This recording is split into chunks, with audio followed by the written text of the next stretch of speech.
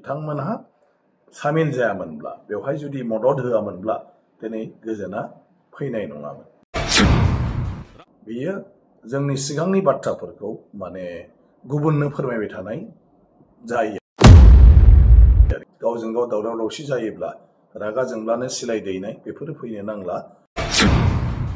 मिडियाफ्रावहाय गावजों गाव बाथ्रा दान्थेलायनाय आरो बै समनि जाथायफोरखौ लानानै गोबां बाथ्रा बुंलायनाय नङा होमबा, बा खोथा दान्थे बिदान्थे गोबां जानायखौ जों बे साननैसोनि गेजेराव नुनो मोनदों।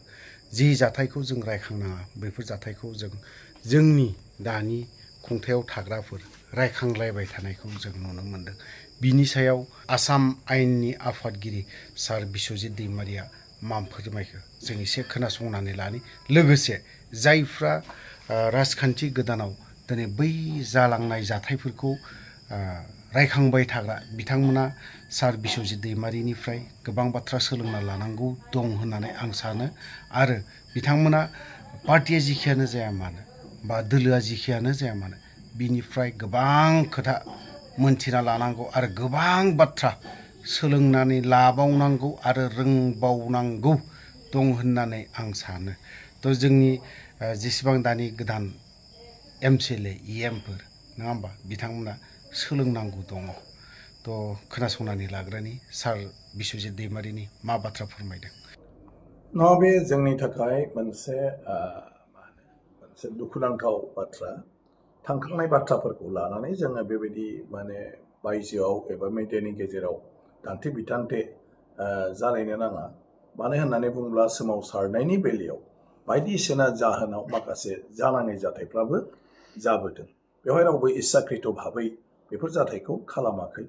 गतिके बयबो मोनसे हारिनि गिदिरथार सार्थनि थाखाय गावखौ बावसोमनो होननानै खामानि मावनानै फैदों आरो बेखौ मावनो थांनायावनो बबावबा बायदिसिना जाथायनि मोगा मोगि जानांदों। आं बेफ्राव माखौबा मावनाङै हाबाखौबो मावनो गोनां जादों बै समनि थासारिखौ लानानै। आरो दिनै गोरोबथा जाबाय, बयबो फैबाय, सरकारा माखासे बाथ्रा होदों आरो बेफोरनि गेजेरजों जोंनि समाजजों लोगोसे ओनसोल आरो गावनि माने हारसिङारि जिउ बेक्तिगत जिउखौबो जों दालांनायनि मोनसे दा थासारि फैबाय आरो बेफोरखौ जों दा मावलांनांसिगौ।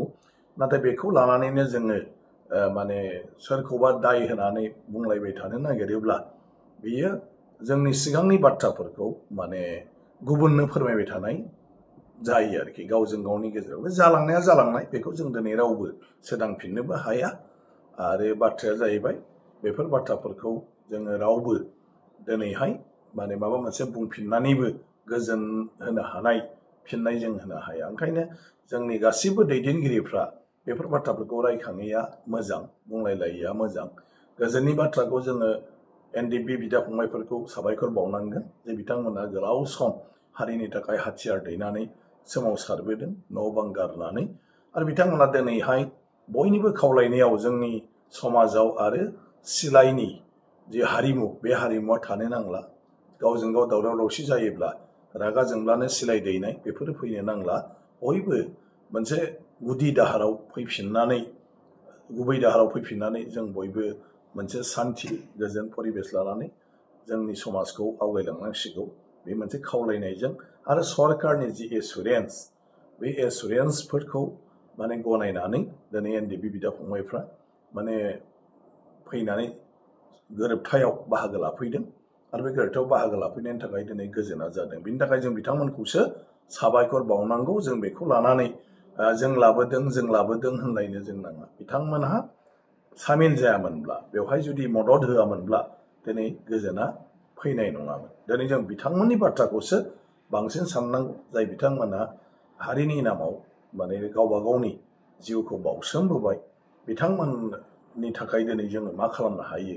आरो मोनसेया जाहैबाय सरकारा जेफोर रादाय होदों बे रादायफोरखौ जों बोरै मावफुंनो हायो। बिसोरनि केसफोरखौ बोखांनानै जों साधारन मानसि बायदि बिसोर जाहाथे सानफ्रामबो जेंनानि मोगा मोगि जानाङा जासे रायजो जानो हायो।